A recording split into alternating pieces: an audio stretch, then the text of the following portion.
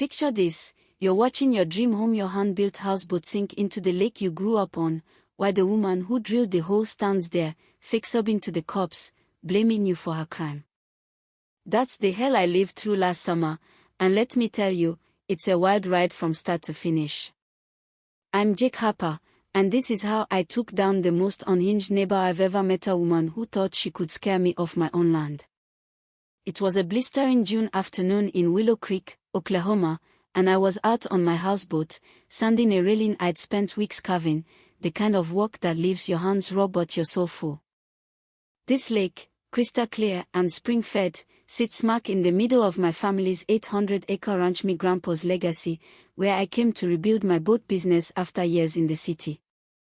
I was lost in the rhythm of sandpaper and breeze when I heard heels clicking on gravel out here. That's as weird as a UFO landing. There she was, Karen Walsh, Lakeside Estates HOA president, strutting down my path in a white suit that screamed, "I'm better than you." She stopped short, glaring at my boat like it was a junkyard. "Excuse me," she snapped, voice like a knife, "are you responsible for that?" I wiped my hands, gave her a nod. "Yep, built her myself. I'm Jake Harper. She's a work in progress, but she's mine. You new around here?" Karen didn't even pretend to play nice. "I'm Karen Walsh, HOA president," she declared, like she was royalty. "That floating trash heaps an eyesore and a violation.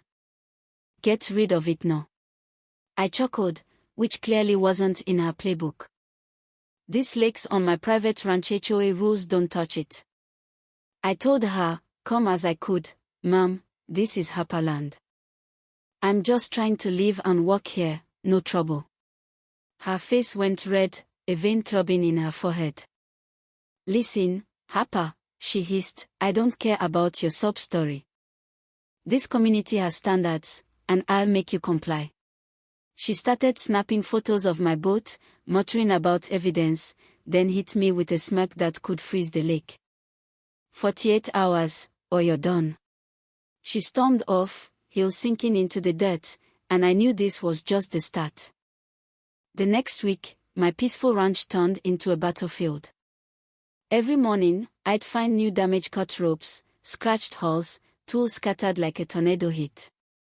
Karen was a one-woman wrecking crew, relentless, creative, like she'd studied sabotage in school. Her calls came daily, quoting bylaws like a preacher. I stopped picking up after the 8th voicemail. By Friday, I felt what sure enough, there she was, parked on a hill, binoculars glued to my boat. My neighbor Sam Carter, a sort of dirt farmer, tipped me off. Karen was telling everyone I was a polluter, a weirdo building some shady operation. She'd convinced a few folks I was cooking meth or plotting a cult. Worse, she was waving legal papers, claiming she'd seek the EPA and county on me for violations. I tried to stay cool. My deeds went back to the 1870s, airtight. But Karen wasn't about logic, she was drunk on control. I thought I could outsmart her, make her think I was caving. One morning, I stacked railings on the shore, pretending to dismantle the boat. Big mistake. Karen smelled weakness and pounced more calls, border vandalism, hours parked at my property line, staring like a hawk. I was trapped in my own home. Then came the twist I didn't see coming. Sam's wife, Ellie, a quiet woman who'd always kept to herself, pulled me aside at the feed store. "Jake," she whispered, "Karen's been bragging about a video, says it shows you wrecking your own boat. She's planning to show it at an HOA meeting." My blood ran cold. A video. I hadn't done anything, but if Karen was recording her own sabotage, that could be my ticket. The breaking point hit on a Tuesday in July. I'd slept on the boat, testing the cabin, and woke to a drill's whine. Through the window, I saw Karen on my dock with two rough-looking guys, hired goons, not inspectors. One was drilling holes in my hull, water pouring in. "What the hell?" I yelled, sprinting out. Karen smirked, calm as death. Just checking your boat safety, Harper. Can't risk it harming the community. I dove in, stuffing rags in the hose, but it was no use. My boat sank, months of work gone. As I stood in the lake, clutching a box of family photos I'd barely saved, Karen was on her phone, voice all fake panic, 911. There's an environmental disaster. This man sank his boat, polluting our lake. That moment flipped a switch in me code, clear rage. Karen wasn't just a bully, she was a criminal, framing me for her crime. When Deputy Sarah Brooks rode up, Karen was in Oscar mode, fake tears, accusing me of environmental terrorism. Sarah, who'd known my family forever, listened, then turned to me. Jake, your side. I handed her my deeds, still dry in a waterproof folder. Sarah, this lake's mine always has been. Check this. She read, her face tightening. MS. Wash, she said, this is private property. You've been filing false reports. Karen stammered, that's impossible. It's community land. But the documents didn't lie. I told Sarah everything: the drill, the thugs, the 911 call. She nodded, voice firm. Ma'am, you're facing charges: vandalism, trespassing, false reporting. Explain yourself. Karen's story fell apart, and Sarah left, promising a full report. Karen didn't quit. She went nuclear, spreading lies that I was a fraud, a squatter, even a theme park schemer. My phone rang non-stop with curious neighbors and a few threats.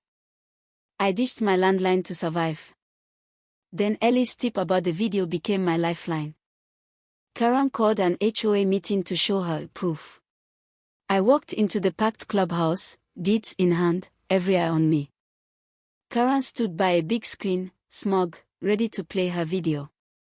I stood first. Folks, before MS. Wash's show, let's talk facts. My family's owned this lake since the 1870s. Shares proof. I passed out deed copies, and the room buzzed. Karen snapped, that changes nothing. He's a liar. But her voice shook. I sat, smiling. Show the video. Let's see. She hit play, and there it was, her goons drilling my hull, Karen directing, even yelling, hurry before he stops you, as I ran up. The room froze.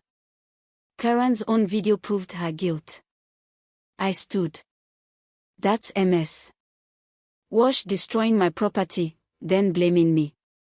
That's a crime. Her denial's claims of editing were pathetic. Sam stood. Karen, step down. You're done. The vote to boot her was instant. Karen faced charges: vandalism, trespassing, harassment, and my lawsuit won me full compensation. She sold her house and vanished, her reputation dust. Now, the lake's calm, my new boat floats proud, and the HOA's reasonable. We even share a fishing spot. But I'll never sell this land, it's Harper blood. Karen thought she could bully me out.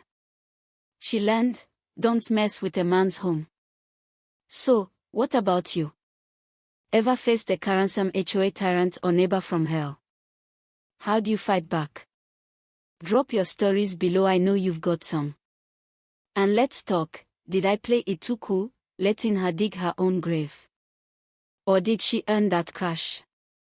Hit like if you're Team Jake, share if you've stood your ground. Let's hear it.